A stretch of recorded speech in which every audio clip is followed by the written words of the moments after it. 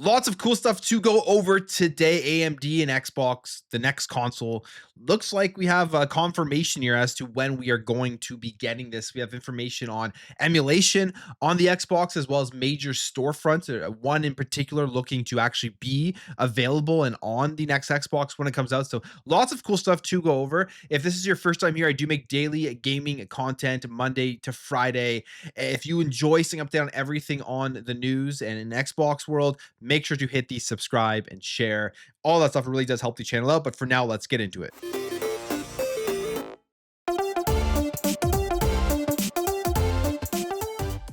So we've been talking about when we are going to see the next generation Xbox for a long time now. All signs have been pointing to 2027. In fact, we even talked about this on yesterday's video. And then shortly after that I recorded that video, we got more information confirming when the next Xbox console is coming, and the fact that the console is actually in development. Outside from Xbox telling us multiple times, you still have people thinking that they're not making another console. It's the end of hardware after this generation. A lot of this comes because you look at their financial reports on a quarterly basis, and the console hardware is down 30% basically every quarter. But as I talked about when we went over the last financials, that's absolutely by design. This is an Xbox putting their best foot forward right now with the Series X and S, trying to get them sold.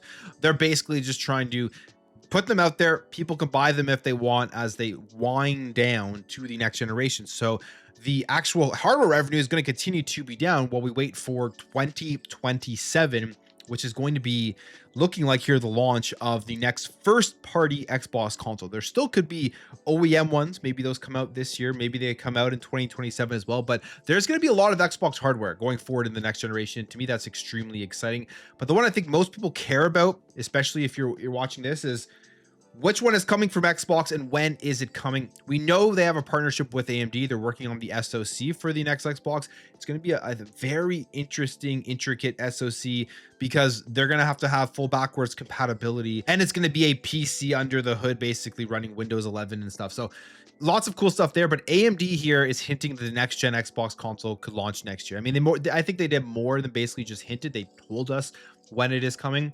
This was during an earnings call.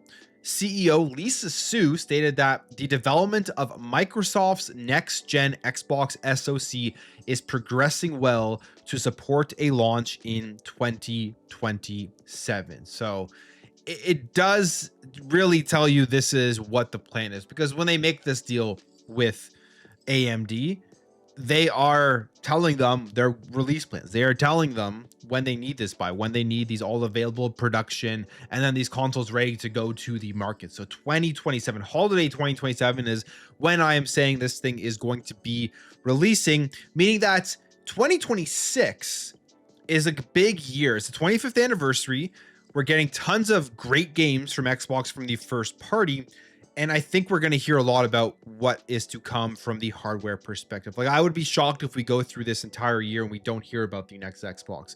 If we don't hear about the OEM stuff, if we don't see more of the expansion of their ecosystem, lots more big updates coming to the user interface, that we are already seeing a preview of what we can expect as a user interface in the next gen from what they've done here with cloud gaming and the updates they have made there. So lots of cool stuff there.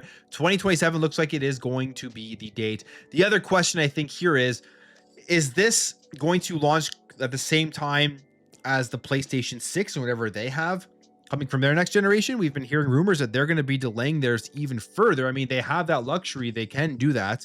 They're going to sell over 100 million plus PS5s, and a lot of people aren't going to be jumping into the next generation, probably at any point, depending on what the prices of these consoles are, both on the Xbox and the PlayStation side of things.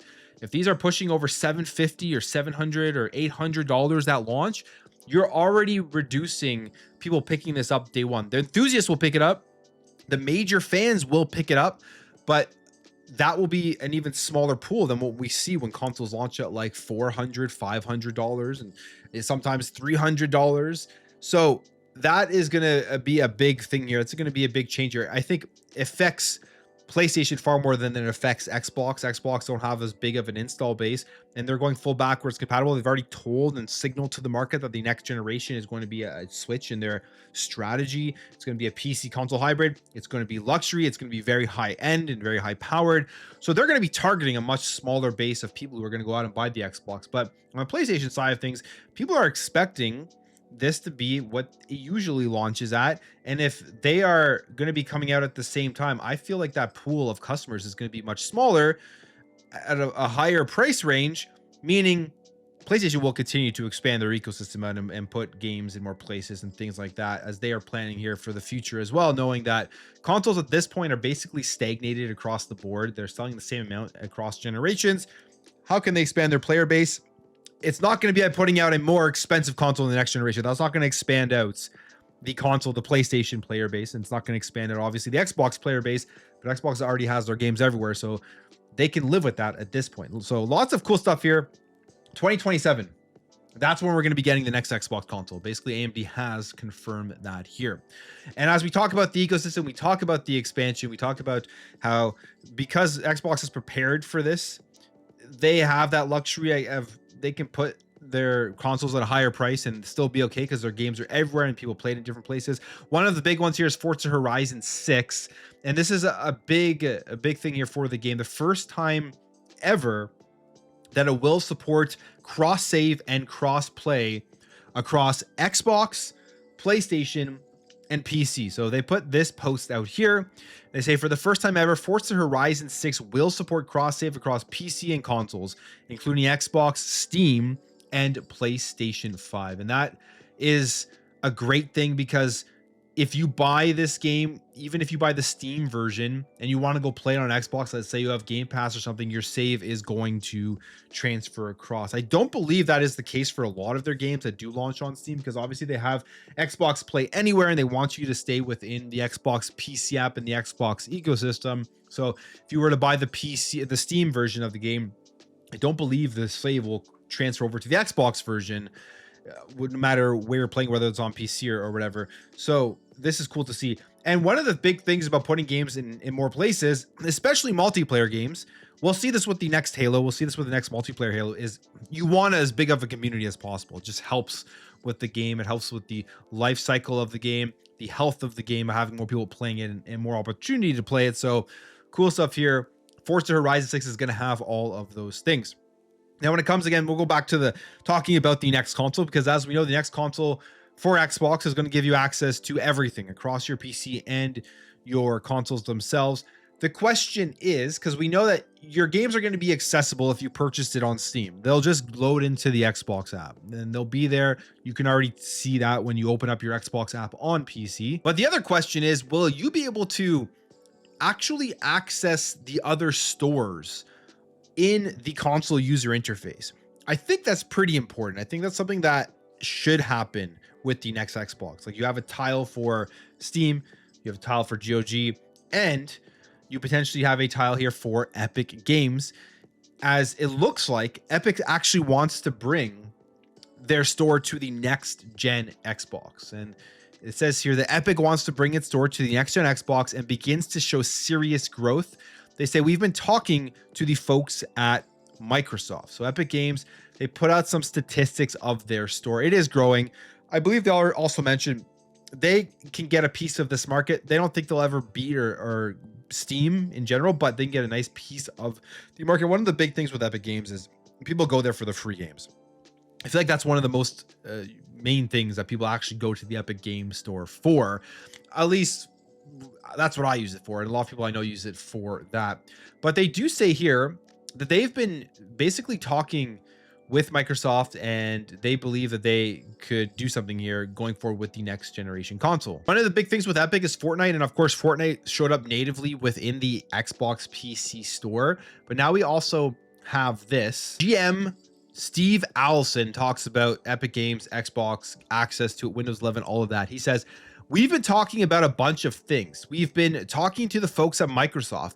If they do follow through with allowing Steam and Epic Games Store on the next generation of Xbox console hardware, we will be there. I'm fairly certain that'll require us to build an app that functions there. And he adds here that a fully Xbox full screen experience optimized Epic Games Store is not on the schedule right now, but is frequently talked about, saying, I expect we'll end up doing that. I can't commit because we're in the middle of these big projects. I'm a big fan.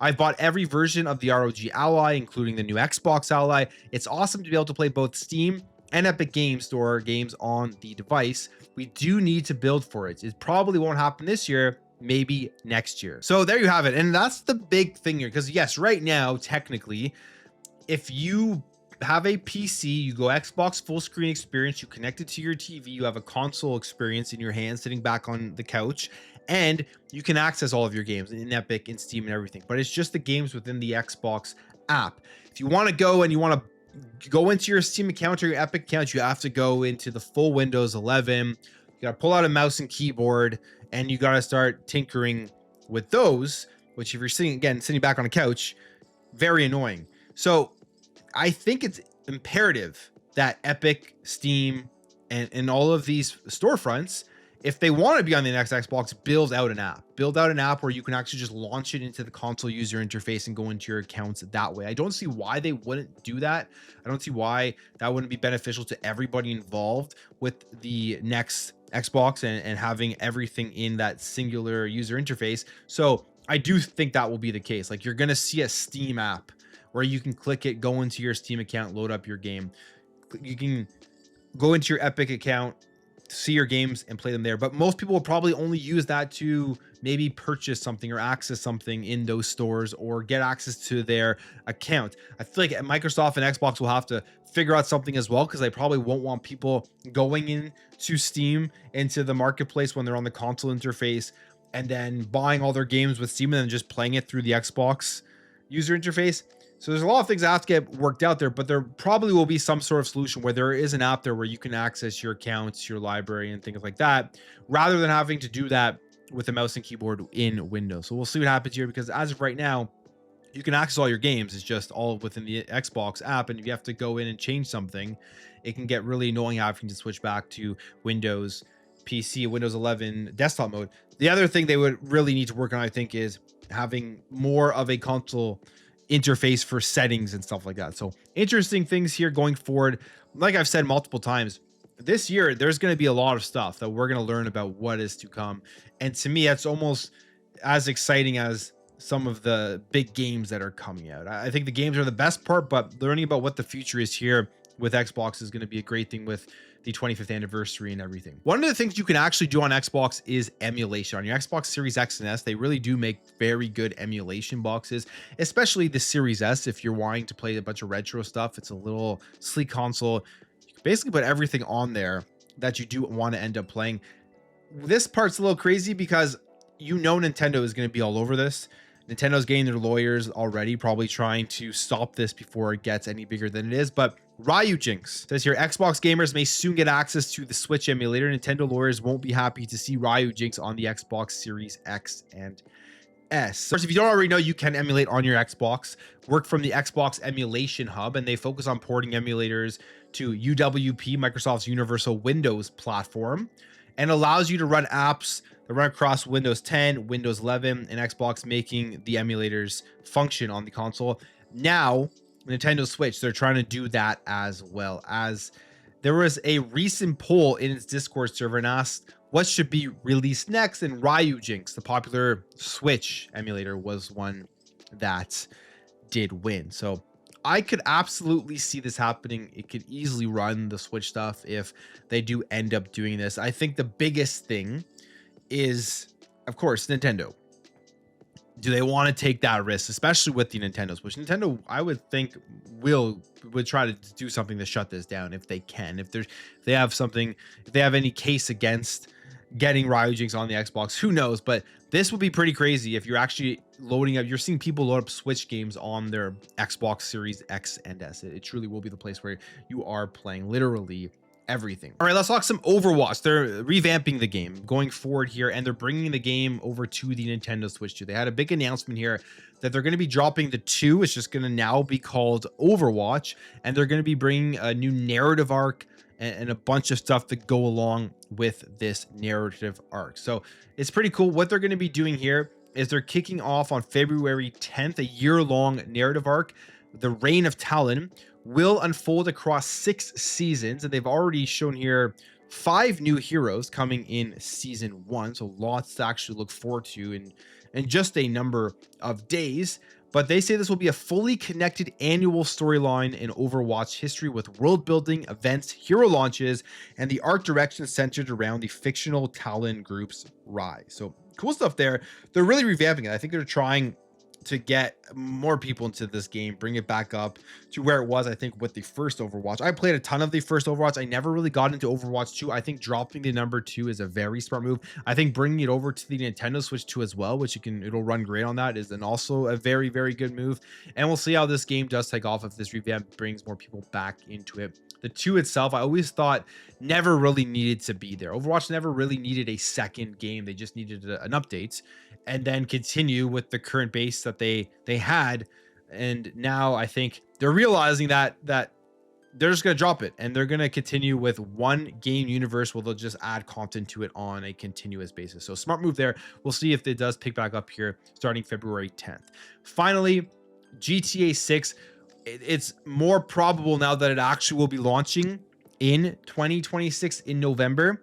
And Take-Two has also denied a rumor that has been going around about the game. So they're saying they're denying that the physical game is not in the plans. That is actually happening. There will be a physical release here with GTA 6 at launch, which it would have been really weird if they decided to release the physical version of GTA 6 after the digital version came out. That just really didn't make any sense, but luckily it seems like that is not true. In fact, you have Strauss Zelnick, who is talking about this. He says here that he's denied that this is the case, asked if Take-Two planned to delay the release of the physical version until after its initial launch date, and he says that's not in the plan. And it's also stated that the GTA 6 marketing will begin this summer. And they say, speaking to IGN, Zelnick suggested that this was proof of Take-Two's confidence that the game won't be delayed for a third time, saying, because anytime you're getting closer to marketing beats, you've obviously in place where your confidence level is high as it can be. So I think this boosts a lot of confidence in GTA 6 releasing this year, which is a cool thing. This is going to be a huge release. You know, after reading this stuff, publishers, developers, they're starting to focus on where they want to release their games on more, because I think more people are believing that this game will actually launch here in 2026. But I will end the video there. If you did enjoy this video, hit that thumbs up. If you are new here, hit that subscribe, and I will catch you guys in the next video.